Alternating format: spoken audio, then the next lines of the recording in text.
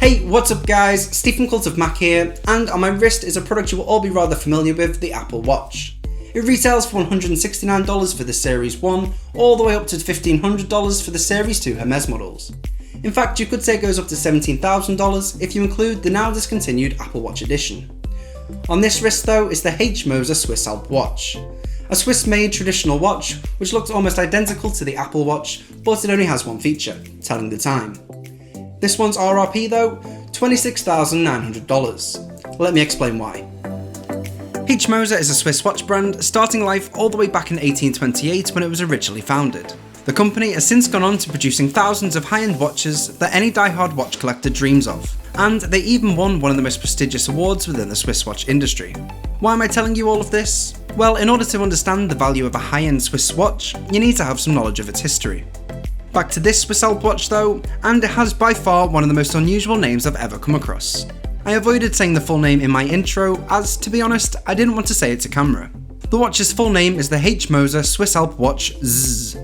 There's a few variations of the watch including the Brrr, which has this beautiful blue sunbear style, as well as the Minute Retrograde, which serves as the ultimate mechanical Apple Watch replacement.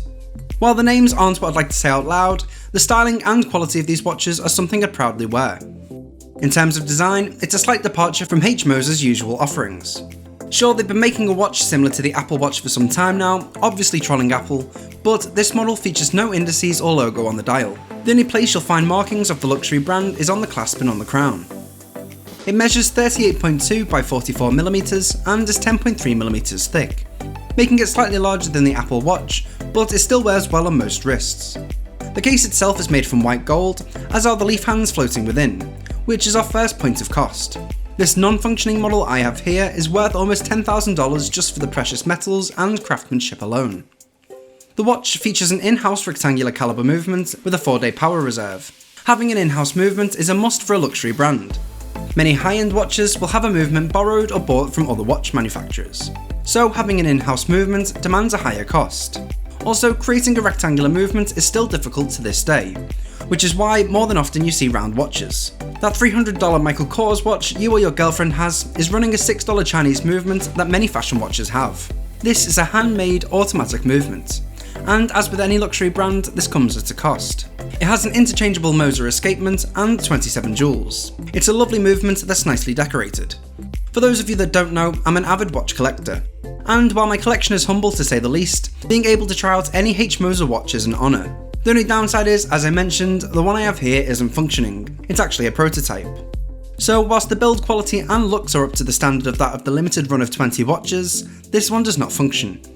The Swiss Alp watch is meant to be mistaken as an Apple Watch on standby, but it's designed for watch lovers who can't walk away from traditional watchmaking with the heart and soul of a living watch. The same way that people who love cars look at electric Teslas and such. Moser is a luxury watch brand, the same way that Rolex, Omega or Patek are. You're paying for the finishing, the time of construction, the precision.